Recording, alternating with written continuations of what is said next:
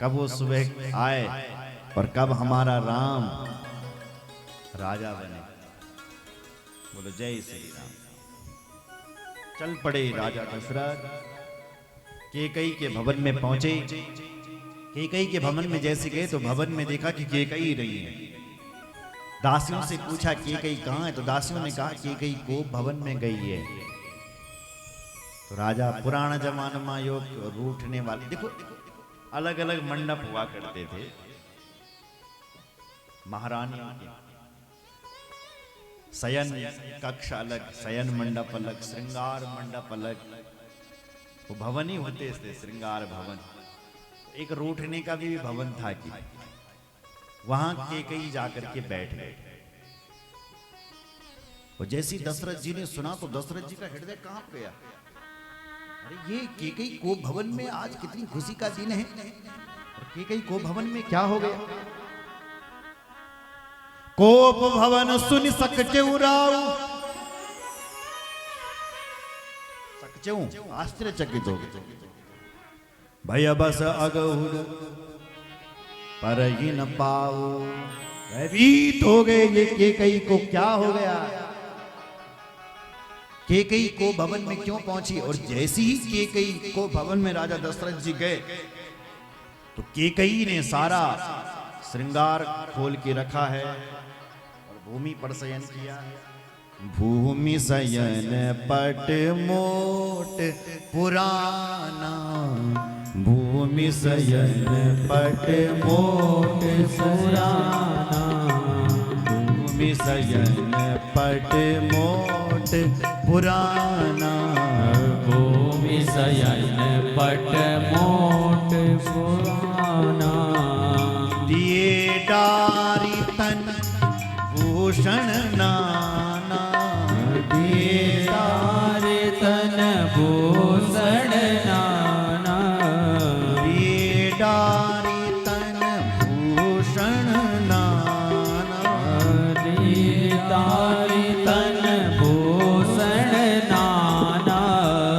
भूमि शयन पट मोट पुराना, भूमि शयन पट मोट पुराना, भूमि शयन पट मोट पुराना।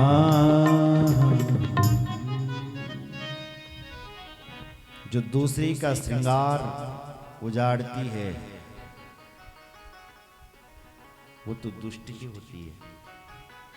आज इस दुष्ट उल्टा ने केकई से उसका श्रृंगार उतरा दिया, भूमि पर शयन किया है।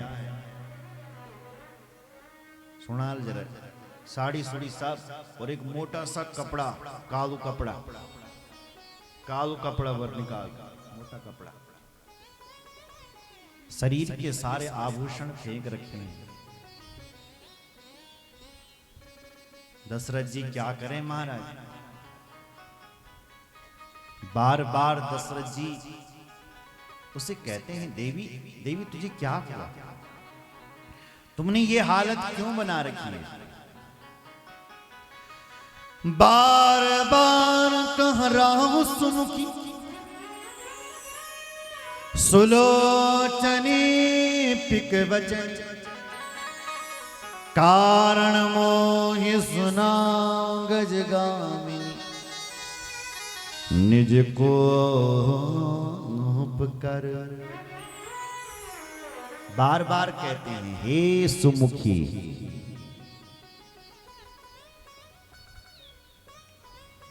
हे सुमुखी, हे सुलोचनी, हे पिक वचनी, हे गजगामिनी, केवल तेरे मैं पर क्रोध करी। क्यों क्रोध कर रखा है, तू तो सुमुखी है। हम तो उठ के ही पहले तुम्हारा मुंह देखते हैं। क्यों तुमने ये ऐसा हालत बना रखी। राजा को लगा शायद मैं इसको मनाऊंगा तो ये मान जाएगा। वो भवन मनाने के लिए होते, राजा को क्या पता कि इसको दुष्ट संगति ने बुरे हाल कर रखा। राजा को लगा शायद नाराज हैं तो मना रहे हैं साहब।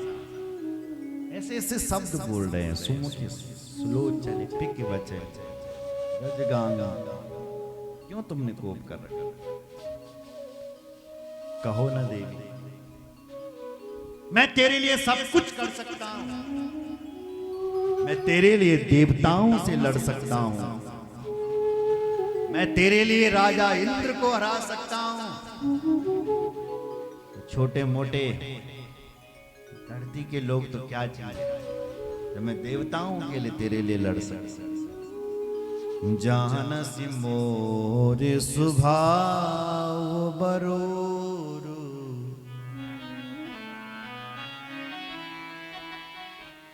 मनु तब आनन चंद चकोरु। हे देवी, मेरा मन तो सदा तेरे अधीन रहता है, क्योंकि तू चांद है और मैं तेरा चकोर हूं। इसलिए बोलना, तूने ये आभूषण क्यों छोड़ रखे हैं? बोलो बोलो जय श्री राम। बोल।